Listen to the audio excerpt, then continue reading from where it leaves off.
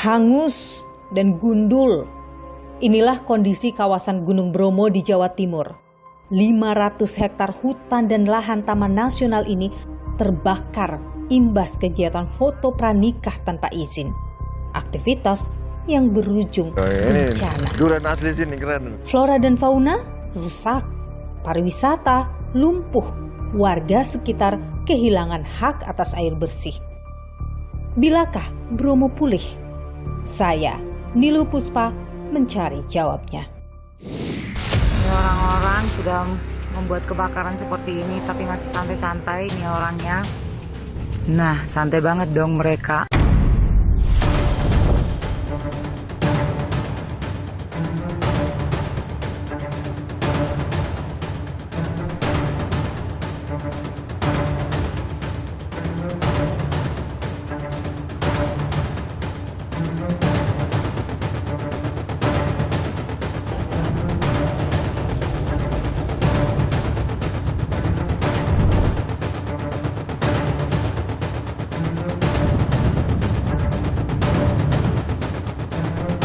Ini semua akibat dari flare itu? Ya. Titiknya yang awal itu yang di sampingnya Bukit Teletabis. Oke, dari sana langsung merembet cepat sekali nih Pak ya? Seperti itu Mbak, itu masih ada asap kan? Oke. Itu yang halus. Itu artinya masih ada api di situ?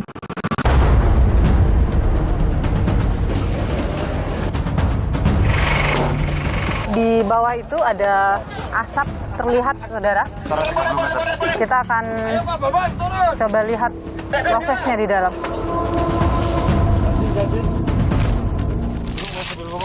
Jadi ini titik bara yang ditemukan oleh tim saat melakukan penyisiran, saudara. Titik-titik seperti ini masih ditemukan sampai hari ini banyak, Pak? Masih banyak. Masih banyak? Ya. Itu Mbak, Oh yang semua itu, api? Saya menyala itu apinya. Misalnya nih Pak, dalam pantauan petugas ternyata ada yang melakukan foto prewedding, padahal izinnya cuma pengunjung, itu ada sanksi Pak? Alternatif enggak, pasti kita larangan. Ini kenapa bisa lolos? Bromo Tengger Semeru. Kawasan ini dulunya diselimuti hamparan sabana nan indah. Namun kini, lihatlah. Lautan abu menutupinya akibat kebakaran hutan yang terjadi. Akibat ulah sekelompok orang, Taman Nasional Bromo Tengger Semeru terbakar hebat. Terhitung sejak 6 September, api membara di kawasan konservasi seluas lebih dari 50.000 hektar ini. Dan semua berawal dari sesi pemotretan pasangan calon pengantin berinisial H dan P. Mereka dengan sadar menggunakan flare atau suar mengandung api untuk mempercantik foto. Naas, percikan api yang berasal dari flare lantas memicu timbulnya kobaran api maha dahsyat. Sejumlah video amatir memperlihatkan betapa ganasnya si jago merah ini. Imbasnya, kawasan wisata Taman Nasional Bromo Tengger Semeru tutup. Bahkan 6 desa dilaporkan sempat mengalami kekeringan dampak dari rusaknya saluran air akibat kebakaran. Musim kemarau dan pergerakan angin semakin memperparah sebaran api. Proses pemadaman pun tak mudah akibat luasnya cakupan dan kontur medan yang curam. Mantap! Terima kasih, betul tepat sasaran. Polisi telah menetapkan 1 orang tersangka atas insiden ini. Ia adalah manajer dari wedding organizer berinisial AWE. Namun warga menuntut 2 sejoli yang melakukan pemotretan juga turut dijadikan tersangka. Untuk jumlah tersangka masih 1 orang dan untuk 5 orang yang sudah kami amankan, ini masih pendalaman sambil kita menunggu hasil asistensi dari Direktorat Krimsus Polda Jatim dan dari Direktorat Tipiter Bareskrim. Kebakaran di kawasan Gunung Bromo, saudara, bukan kali pertama terjadi. Kami tampilkan gambar satelit yang kami dapatkan bahwa sebelum terjadinya foto pranikah itu sudah terlihat titik api, saudara. Ini adalah gambar satelit 4 hari sebelum foto pranikah dilakukan, yakni pada tanggal 2 September 2023 terlihat ada satu titik api di sini. Ini akan kita konfirmasi nantinya apa yang terjadi, apakah ini kebakaran hutan yang lain dan apakah ini juga memicu kebakaran yang terjadi di Zabana ini atau ini hal yang berbeda. Kemudian kami tampilkan ke hadapan Anda, ini adalah gambar pada tanggal 7 September 2023. Memang terlihat lebih luas titik apinya atau bara apinya ini terlihat lebih luas. Nah, apakah ini adalah kebakaran yang sama dengan yang sebelumnya atau ini hal yang berbeda? Nanti akan kita konfirmasi terkait dengan hal itu, saudara. Lalu beberapa hari kemudian api terus membesar dan semakin luas kebakaran hutan yang terjadi di kawasan Gunung Bromo, Tengger, Semeru ini.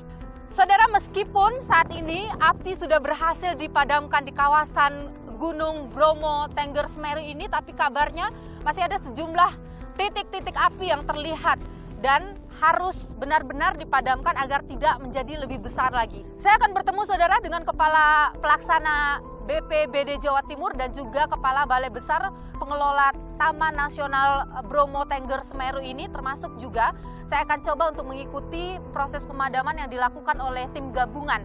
Ada banyak titik api yang disebut, termasuk juga saya akan temui warga dari desa yang terdampak.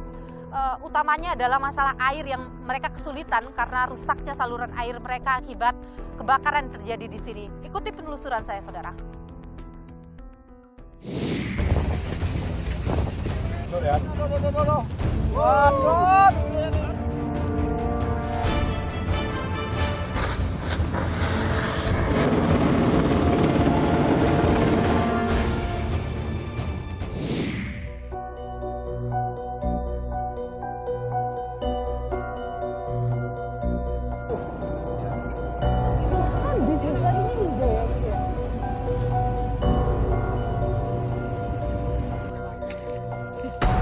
Itu Pak Hendro ya? Kayaknya. Saudara, saya ada di Bukit Jemplang. Ini adalah pos untuk pendakian ke Gunung Bromo. Seperti ini, saudara, kebakaran yang terjadi. Luas sekali, diperkirakan sekitar 500 hektar yang terbakar di sini. Saya ketemu dengan Pelaksana Kepala BPBD Jawa Timur, Pak Gatot Subroto. Pak Gatot, terima kasih sudah bersama Niluh. Pak Gatot, sehat selalu. Selamat siang. Ini semua ini, Pak. Ya. Ini semua akibat dari flare itu. Ya. Titiknya yang awal itu yang di sampingnya Bukit Teletabis. Oke, dari sana langsung merembet cepat sekali nih, Pak, ya, dalam waktu berapa hari itu? 8-7 hari ya? 8, ini hari ke-8. Ini hari ke-8. Ini kenapa bisa sangat cepat sekali ya, Pak, proses? Seperti yang kita ketahui, di gunung itu pasti kan anginnya kencang. Anginnya kencang, itu membawa bara yang terbawa itu akan jatuh di tempat baru. Kalau di tempat baru itu kering, nomor lokasinya pastinya akan menimbulkan api baru lagi. Nah, seperti itu, Mbak, itu masih ada asap kan? Kecil itu yang halus. Itu artinya masih ada api di situ? Itu ada bara. Ada bara. Teman-teman yang dari darat nanti langsung ke situ melakukan pemadaman. Dan ini memang dengan menggunakan waterbombing tadi itu yang paling efektif atau gimana, Pak? Alhamdulillah dengan supportnya BNPB selama beberapa hari di sini, 2 heli kita support untuk di Jawa Timur itu sangat mendukung. Karena apa?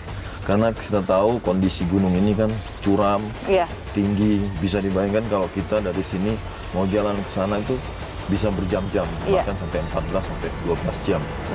Lalu belum lagi sampai di sana kalau wilayahnya curam seperti ini akan sulit untuk melakukan pemadaman, apalagi kalau apinya besar. Ini diperkirakan sekitar 500 hektar, benar? Iya, total ini prediksinya 500 hektar, tapi nanti detailnya akan dihitung oleh teman-teman TNBTS. Ini kan kabarnya saluran air rusak ya, Pak, karena kebakaran ini. Jadi ada desa yang terdampak begitu. Nah, sekarang masih mengalami hal yang sama desa-desa itu atau bagaimana? Alhamdulillah kalau untuk yang kerusakan itu memang sebagaimana arahan Ibu Gubernur untuk segera ditindaklanjuti, sudah dilakukan survei dan akan segera diperbaiki. Untuk pemenuhan kebutuhan sudah banyak support dari TNBTS maupun BPBD Kabupaten Probolinggo, juga ada teman-teman dari relawan juga mensupport itu. Air sudah disalurkan gitulah ke warga yang ada 6 desa ya, Pak, ya? Yang terdampak. Membantu. Tapi saluran air yang rusak belum bisa diperbaiki. Masih dalam proses dalam untuk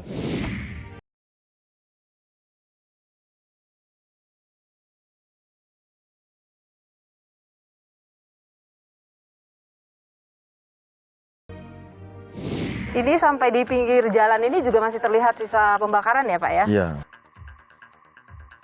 Ini sisa pembakaran ini persis pinggir jalan. Jadi kemarin ini berarti api nampak juga di sini Pak, dari Iya. sini. Sangat jelas. Jadi lidah apinya nampak sampai ke atas, makanya ini dampak panasnya membuat tumbuhan-tumbuhan di sini kan kering semuanya. Wilayah Jawa Timur ini juga menjadi wilayah dengan banyak kasus kebakaran hutan ya Pak ya? Kalau kebakaran hutannya sih nggak banyak sih, yang banyak itu ladang, terus itu. Kalau kebakaran hutan yang fokus kita di Bromo ini, di BTS sama di Arjuno. Kebakaran hutan rata-rata itu memang selalu terjadi pada musim kemarau. Memang musim kemarau itu kan semua ilalang kan ada yang kering, lalu gambut-gambut kering. Itulah yang sangat riskan. Dan itu semuanya rata-rata memang disebabkan kelalaian manusia Pak? Atau Rata-rata semua kebakaran disebabkan oleh kelalaian manusia. Katakanlah orang membuka ladang dengan Dilakukan cara pembakaran, membakaran, ya. lalu Oke. membakar sampah, tidak diawasi sehingga baranya terbawa angin, lalu perburuan liar, lalu juga mungkin kita tidak sengaja membuang puntung rokok ataupun membuat api unggun di alam. Baik, Pak Gatot Subroto, Kepala Pelaksana BPBD Jawa Timur. Terima kasih Pak sudah berbagi informasi di Nilu. Sehat selalu ya Pak Gatot ya. Siap, makasih Mbak ya. Kemana kita? Jadi di bawah itu ada asap terlihat, saudara. Kita akan coba lihat prosesnya di dalam.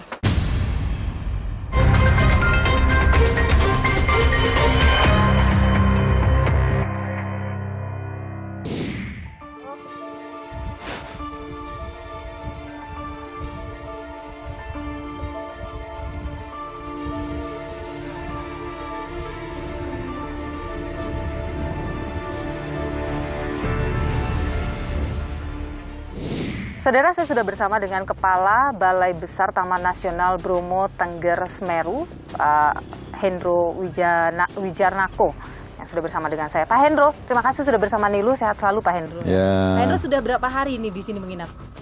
7 hari 7 hari. kita bikin posko di sini. Pak Hendro waktu itu dapat informasi seperti apa Pak? Jadi ada petugas kita di lapangan ya, di kantor resort ya. Itu melaporkan bahwa terjadi kebakaran hutan di Lembah Watangan atau biasa disebut Bukit Teletabis itu ya. Itu jam berapa Bapak terima informasi itu? Siang ya Pak ya, jam 1. Sekitar jam 1. Ya, Oke. kemudian kita kirim ke tim yang sedang patroli di sana untuk memadamkan. Tapi memang sudah besar Mbak. Tadi apinya. waktu itu sudah langsung membesar Sudah gitu ya Pak? ya, karena angin, panas, dan rumputnya kering sekali sudah. Waktu itu angin 3 kencang bulan. sekali memang? Kencang. Lagi kencang waktu Ya. itu. Ya, titiknya kita boleh nggak Pak lihat Boleh. di sini? Jadi saat ini kita berada di Posko Jemplang. Posko Jemplang. Sumber api bisa kita lihat dari sini itu Mbak, yang batas antara hitam dan coklat itu. Oke. Setelah gundukan-gundukan itu, siang itu api langsung menjalar ke arah kiri, Ke arah kiri ini. ke kanan, ke Pengol ya, dan ke atas, ke puncak. Oh, langsung naik. Puncak Watangan dan Gunung Kursi. Oke, Pak, waktu kasus itu terjadi, itu ada video amatir yang viral juga ya Pak ya? Ada Iya. video amatir memperlihatkan api terlihat besar, kemudian ada beberapa orang, saya ingin konfirmasi mereka itu yang terlihat dalam video itu apakah memang petugas dari sini Pak? Atau pengunjung waktu itu? Itu pengunjung ya, Pengunjung. yang di video pengunjung ya Pak Bambang. Yang di video itu Pengunjung ya. Waktu itu api membesar tapi belum ada proses pemadaman waktu itu Pak. Apa yang terjadi, mungkin bisa Anda konfirmasi hal ini? Jadi setelah itu petugas kita sedang pos pengamanan di Watu Gede itu di bawah Pak. Itu saya nggak jauh dari Teletabis, 5 menit aja. Itu sudah melakukan proses pemadaman, mengupayakan ya, dibantu teman-teman paguyuban JIP. Oke. Tapi memang tidak mampu ya karena api sudah Lebih membesar besar lagi, ya. gitu ya Pak. prosedurnya kalau ada kebakaran terjadi atau ada titik api ditemukan itu apa? Prosedurnya akan seperti apa tuh di sini, Pak? Upaya pertama untuk memadamkan, kemudian sekaligus melaporkan ke pimpinannya. Jadi di atas resort itu ada seksi wilayah, secara berjenjang dilaporkan, kemudian segera menurunkan tim advance ya Pak ya untuk memadamkan. Jadi memang ada yang standby begitu ya? Pak? Ada. Kalau ada titik api ditemukan, Apalagi ada standby untuk melakukan proses pemadaman itu. Sejak awal musim kemarau kita bikin pos pengamanan di Savana ya, di 2 titik, Watu Gede dan Savana ya. Orang kalau mau datang ke sini untuk melakukan aktivitas pengambilan video entah untuk keperluan komersil apalagi foto prewedding itu kan harus ada izin ya Pak. Sementara Betul. ini tuh tidak ada izin. Ini kenapa bisa Pak waktu itu? Jadi mereka membeli tiket pengunjung biasa ya, online ticketing kita ya, e-ticketing, kemudian tidak menyampaikan bahwa mau mengambil video prewedding ya. Kalau prewedding, video komersial itu harus izin kami Mbak. Ya, dan itu ada izin khususnya. Surat begitu izin ya, Pak? masuk kawasan konservasi atau SIMAKSI. Itu ada PNBP khusus juga penerimaan negara bukan pajak yang beda dengan pengunjung biasa. Kemudian kalau SIMAKSI pasti ada pengawalan dari petugas. Nah itu tidak dilakukan, bisa lolos begitu, apa tidak ada pemeriksaan khusus begitu misalnya? Gini ya, kan kalau udah pakai dress di jeepnya kan kelihatan ini, tapi kalau masih kayak kita gini kan ya nggak kelihatan mau prewedding ya. Oke. Gitu ya. Itu yang bikin kemudian lolos. Ya, gitu, Pak, ya. seharusnya memang mereka melaporkan ya bahwa mau prewedding.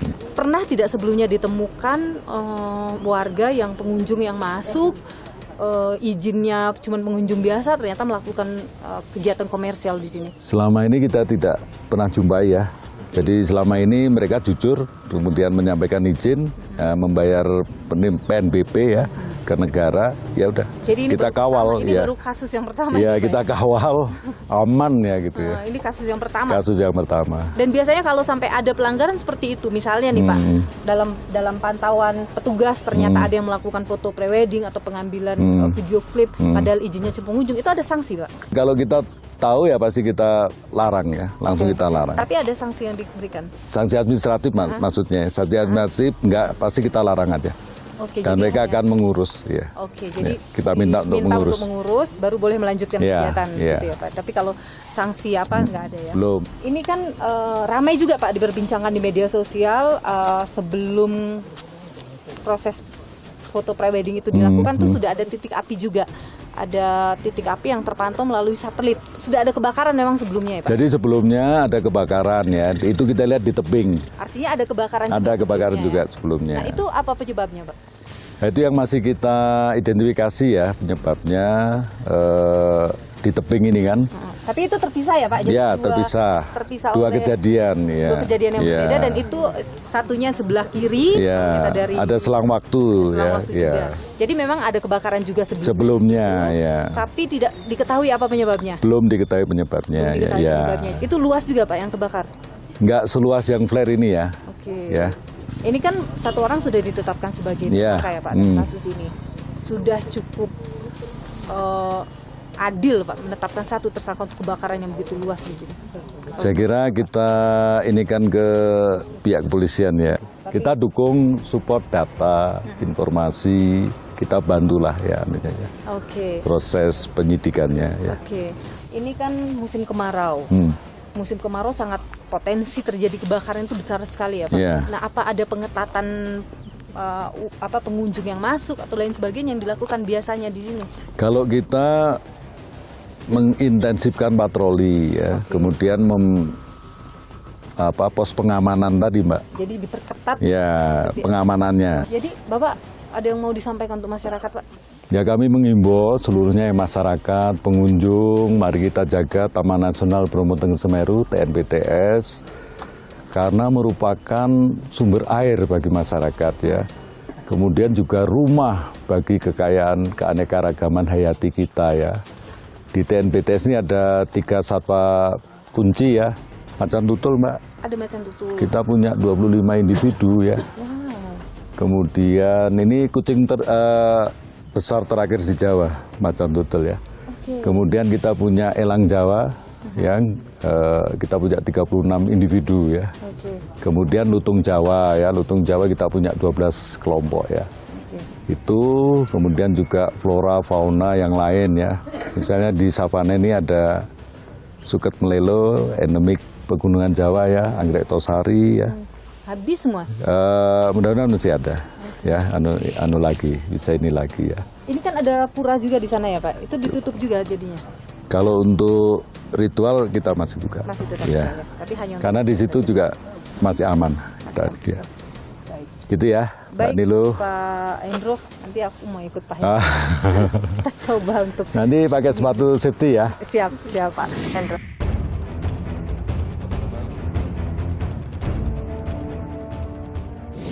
Kita sudah bersiap untuk turun, tadi sudah ada briefing. Ini yang dibawa ada air yang sudah disiapkan, tim yang sudah berangkat.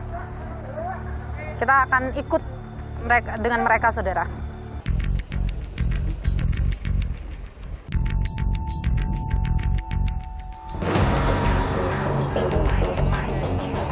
Sudah siap? Siap. Mari berangkat. Kemana kita? Manteni Kombongan. Berangkat.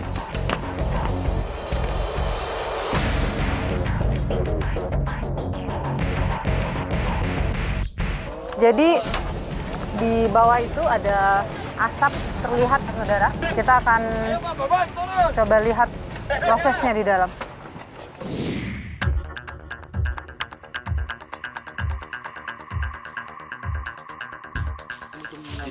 Itu di balik sana masih ada kayaknya itu Pak, karena di atas kelihatan ada asapnya. Itu Mbak Oh yang gua itu lihat. api.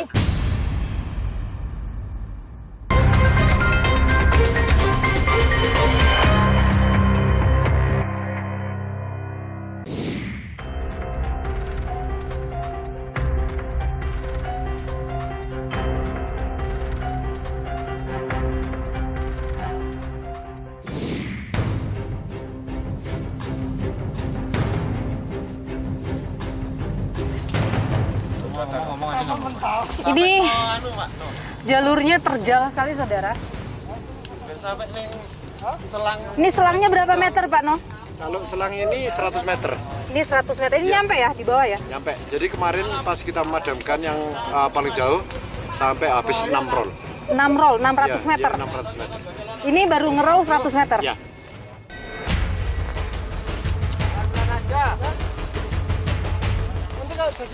Ini titik apinya. Bara. Ini bara, saudara. Ini bara ya, Pak ya? Jadi ini titik bara yang ditemukan oleh tim saat melakukan penyisiran, saudara. Titik-titik seperti ini masih ditemukan sampai hari ini banyak, Pak? Ini kalau misalnya kita lihat kan sekelilingnya basah ya, Pak ya? Ini kalau misalnya didiamkan, ini bisa berpotensi besar apinya. Setelah bara apinya itu padam, kita keliling bersama teman-teman dari anggota MBA, dari Polsek, dari petugas taman nasional untuk pendinginan. Suatu contoh kayak seperti ini. Jadi apabila masih ada batang pohon kayak gini, masih ada titik-titik apinya, jadi ini yang menjadi potensi kebakaran lagi kalau nggak kita padamkan gitu. Oke. Itu masih ada ditemukan lagi? Betul. Ini berarti sudah ini Pak, Nah, padam? itu sudah ada baranya tuh.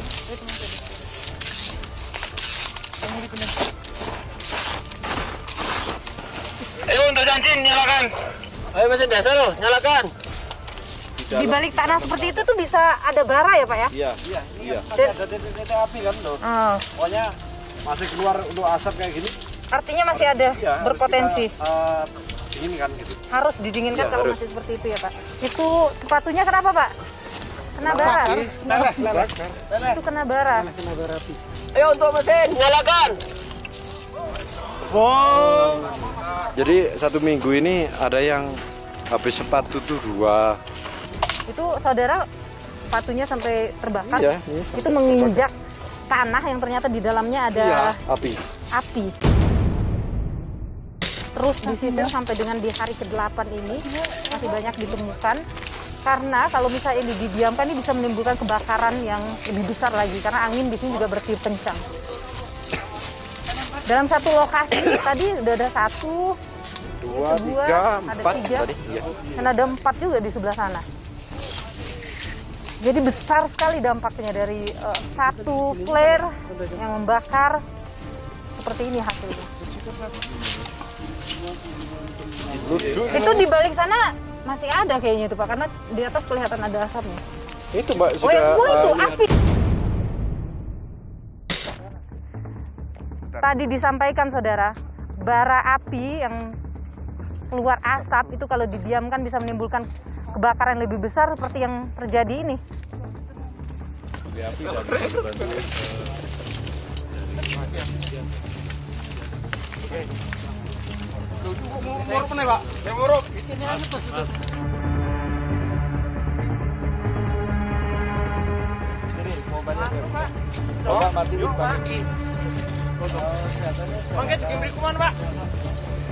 Enggak, terus aja, terus. Pak Hendro, ini biasa ditemukan. Tadi saya lihat ini cuman asap saja, Ya. dan langsung bisa jadi api. Ini masih Apalagi banyak kalau ditemukan ya? kondisi panas, kemudian angin ya. Angin itu bisa tertiup, bisa menyala lagi. Makanya kita harus mop up. Penting ini. Jadi kalau ada suara saudara saat dipukul itu, suaranya seperti menggema gitu ya Pak ya? Itu masih ada api artinya. Masih ada bara api. Yang harus dimatikan asalnya supaya tidak menimbulkan kebakaran baru. Nah Kak, situ Kak, full Kak, bawah. Ini saudara masih disebut kategorinya landai jalurnya. Yang lebih curam dari ini banyak ya Pak No ya? Curam ini banyak, ini yang paling landai ini. Ini udah berapa kali dilakukan penyisiran? Ini penyisiran pendinginan sudah 3 kali ini Mbak. 3 kali di titik Iya, ini? Iya, 3 kali. Mbak sendiri kan tahu kan, Iya. ada titik asap yang di bawahnya batang pohon. Iya. Itulah yang menjadi potensi Kebakaran kebakaran baru. kalau nggak kita matikan secara total. Gitu. Kerja keras ini semua tim. Jadi ini tuh Pak, ini tim dari apa saja nih Pak yang turun ini? Untuk tim pemadaman kebakaran, ini ada petugas Taman Nasional, Oke. ada masyarakat, ada MPA. MPA itu masyarakat peduli api, Mbak. Oke, masyarakat peduli api ini warga sekitar? Iya, masyarakat peduli api itu setiap desa itu ada. Ini nih kayunya kayu sudah kering, Iya, udah lama itu. jadinya mudah terbakar ya. Untuk air bisa langsung dipadamkan atau dimatikan. Jadi sudah selesai Pak Bambang? Oh, selang. Sudah selesai? Clear di sini ya Pak Hendro, Pak No? Komandan lapangannya, Pak No. Clear? Ya, kalau memang clear kita bergerak untuk cari spot yang lagi. Baik, Apabila ada spot asap lagi, kita pendinginan lagi. oke. Sudah selesai saudara, clear akhirnya. Proses untuk pemadaman di sini kurang lebih tadi sekitar 30 menitan ya? Iya, Hampir 3. satu titik ini. Iya. Terima kasih Pak No, Pak Bambang, Pak Hendro, terima kasih banyak. Ya, Tepuk sip. tangan untuk Terima tim kasih luar ya. biasa, Ya. teman-teman dari Sama tim. Polsek dan MPA, TNBTS, luar biasa.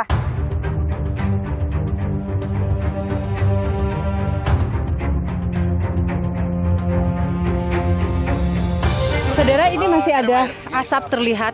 Kalau Anda lihat itu asapnya. Ini di lokasi yang sama tempat saya turun tadi, tapi ini lebih jauh karena kalau titik tadi saya di bawah situ, ini ke arah sana lagi dan ini tidak terjangkau oleh selang. Selang itu panjangnya 100 meter. Jadi tim ini harus membawa jet shooter yang berisi air 20 liter, saudara. Ini harus turun ke sana, naik lagi, turun lagi seperti itu untuk bisa memadamkan. Karena kalau didiamkan itu akan bisa menjadi apinya bisa lebih besar lagi, menimbulkan kebakaran yang lebih besar lagi.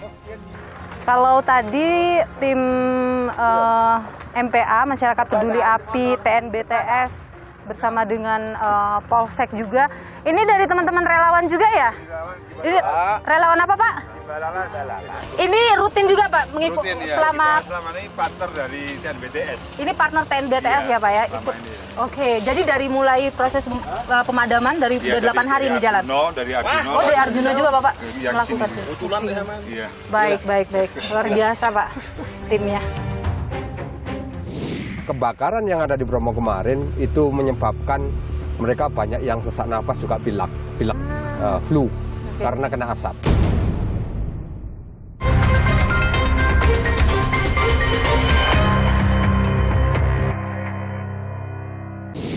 Ya, orang-orang sudah membuat kebakaran seperti ini tapi masih santai-santai nih orangnya.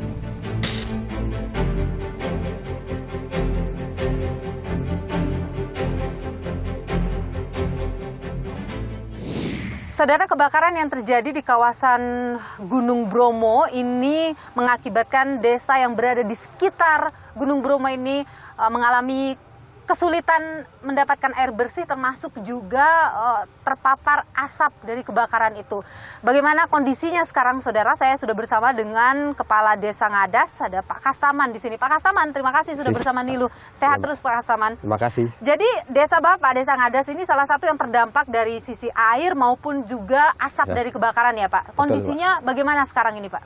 Kondisi Desa Ngadas sebenarnya untuk kerajaan kami tidak terlalu sulit tentang air, karena di Desa Ngadas ini airnya ada selain dari TNBTS, air juga ada memiliki sumber sendiri di Desa Ngadas yang ambil dari sungai yang menaikkan pakai pompa sekitar 100 meter. Tapi ada warga yang terdampak air itu ya? Itu ada berapa banyak Pak? Itu sekitar 52 KK, tepatnya di RT 6 sana. Pompa-pompa yang ada di Lautan Pasir dan juga di Bukit Metigen terbakar sepanjang sekitar 200 meter lah. Oke, itu yang membuat air akhirnya terputus, terbuang ya, gitu terbuang, ya? Ya. Setelah kebakar itu akhirnya mereka ambil air dengan cara memakai sepeda motor muat 1 jerigen atau 2 jerigen untuk mencukupi kebutuhan hidup sehari-hari mereka. Itu ngambil airnya di mana? Ini, di sini? dekat ini ada selang jadi itu.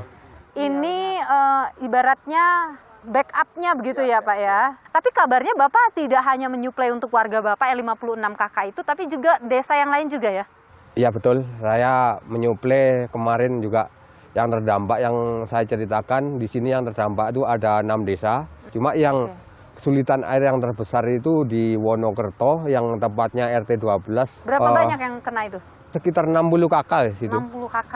Dan itu di Merati itu sekitar 70 KK yang di Sangaderjo. Terus yang selanjutnya Dusun Cemara 3 Ngaderjo itu sekitar 71 KK. Tapi Bapak kalau menyalurkan air bagaimana itu untuk mereka yang datang ambil atau Bapak yang bawakan air ke sana juga? Kepala desanya yang ambil pakai mobil. Ya. Nah kalau yang tadi yang warga Bapak itu yang 56 KK, Bapak nganterin juga ke sana? Iya. Oke, ya, itu pakai jadi mobil. Pakai mobil juga. Ya. Asap dari kebakaran itu kabarnya juga sampai ke sini ya Pak? Dampak kebakaran yang ada di Bromo kemarin itu menyebabkan mereka banyak yang sesak napas, juga pilek, flu karena kena asap, sehingga kesehatan mereka terganggu. Jadi saya bersaran kepada mereka yang mungkin suka bakar lahan, saya sarankan untuk tahun depan tidak boleh bakar lahan karena merugikan orang banyak, juga merugikan kesehatan, akhirnya menimbulkan sumber air semakin kecil dengan adanya pembakaran hutan. Benar sekali Pak. Sekarang ini kan sudah ada tersangka nih Pak dari kasus kebakaran yang terjadi di Sabana itu ya Pak ya, 1 orang. Menurut Bapak atau warga mungkin cukup dengan 1 orang dijadikan tersangka atas kasus kebakaran itu atau masih ada harapan? Harapan kita saya kira bukan itu saja. Soalnya dari lahan perhutani itu yang hitam itu yang hitam itu kelihatan itu bukan dari pihak itu saja yang bakar, pasti ada yang lain. Jadi kita ke depan sebagai pemerintah desa, 6 desa ini juga akan telusuri bahwasanya kalau sudah lahan kering, mereka juga harus ikut sebagai masyarakat peduli api. Oke, itu yang Bapak harapkan gitu ya. Baik, terima kasih ya Pak Kastaman sudah berbagi. Tentu kita berharap ini bisa segera terselesaikan, jadinya masyarakat juga bisa kembali mendapatkan air bersih ya Pak ya. Terima kasih dari Kompas TV. Terima kasih Pak Kastaman, sehat selalu.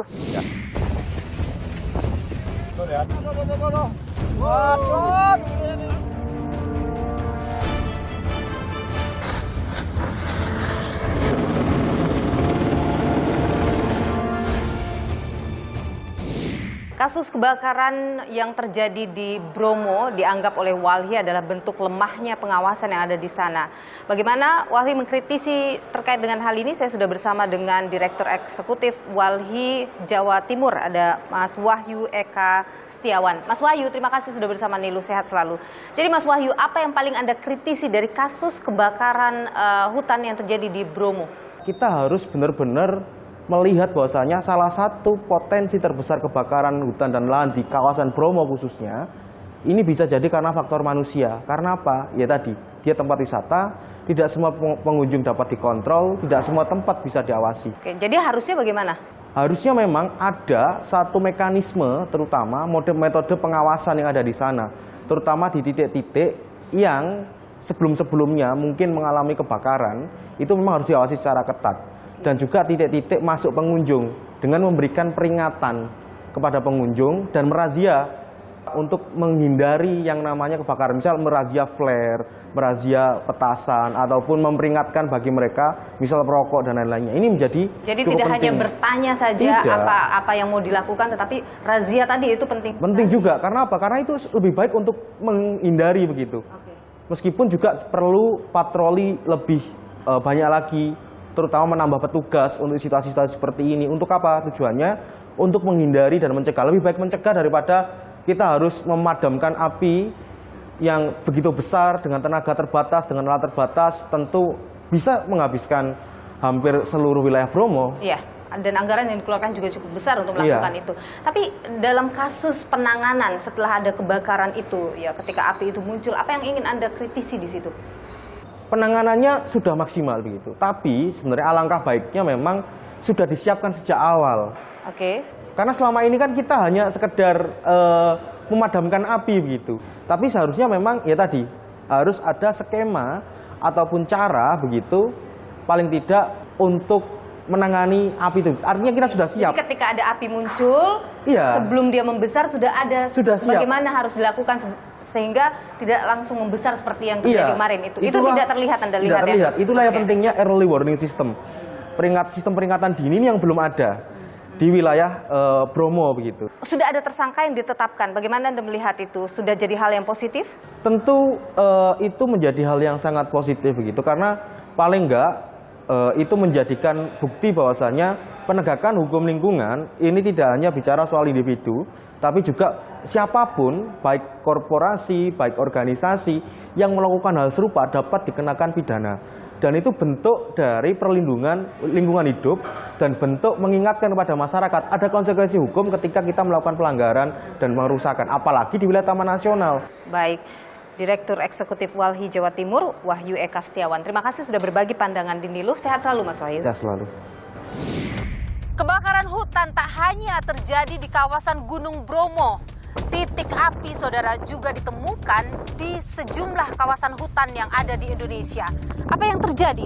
Berikut ulasannya untuk Anda.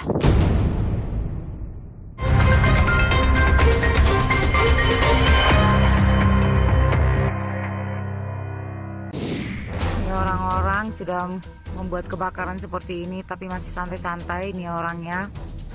Nah, santai banget dong mereka. Kami menemukan fakta bahwa yang bersangkutan tidak memiliki surat izin masuk kawasan konservasi. Jadi besar sekali dampaknya dari satu flare yang membakar, seperti ini hasilnya. Satu lagi turun.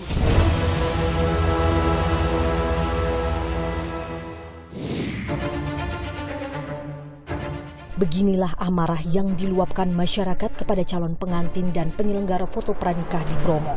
Akibat gunakan flare sebagai properti foto, Bromo terbakar.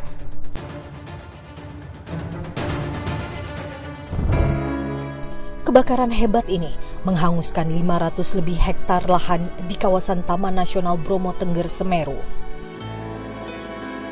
Kebakaran di Bromo, Pak. Ya, dipadamkan. Kebakaran di Bromo memang telah jadi perhatian nasional. Ratusan personel gabungan dan relawan dikerahkan untuk padamkan api.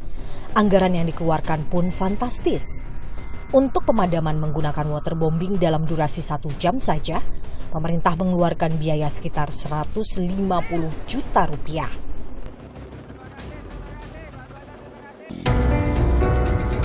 pihak wedding organizer membantah ada unsur kesengajaan dalam peristiwa tersebut. Pihak WO menuding Taman Nasional Bromo Tengger Semeru ikut andil dalam kebakaran Bromo. Bahkan pihak WO berencana akan melaporkan balik pengelola TNBTS ke polisi. Jangan hanya menerima uang tiket kemudian dilepas begitu aja, ya kan? Pengamanan bagaimana? Artinya SOP pengamanan. Sehingga kami juga akan mengambil langkah hukum nanti. Ini kesalahan mutlak juga pada petugas TNBTS. Sementara itu, pasangan calon pengantin pembakar Bromo meminta maaf kepada tokoh masyarakat Tengger. Tentunya kejadian ini tidak sengaja, dan pada saat kejadian kami juga ada usaha untuk memadamkan dengan salah satunya mengambil air mineral botol, dan dalam keterbatasan kami dan kondisi saat itu angin cukup kencang dan rumput kering, jadi kami semua tidak dapat memadamkan. Sebelum meminta maaf kepada kami masyarakat Tengger sudah dimaafkan. Memang betul itu adalah tradisi kami, sifat kami, karakter kami. Itu bukan wilayah kami, ya. Kami tidak bisa mengendalikan mereka, mengajak mereka. Di sana itu secara misalnya ada gubernur kita. Ini memang bukan kali pertama Bromo membara. Pada 2014, sekitar 450 hektar kawasan Taman Nasional Bromo Tengger Semeru terbakar. Diduga akibat pencari rumput membuang puntung rokok sembarangan. Kelalaian manusia juga membuat gili lawa di kawasan Taman Nasional Komodo hangus pada 2018 lalu. Puntung rokok dan api unggun yang tak dimatikan sempurna oleh wisatawan diduga jadi penyebabnya.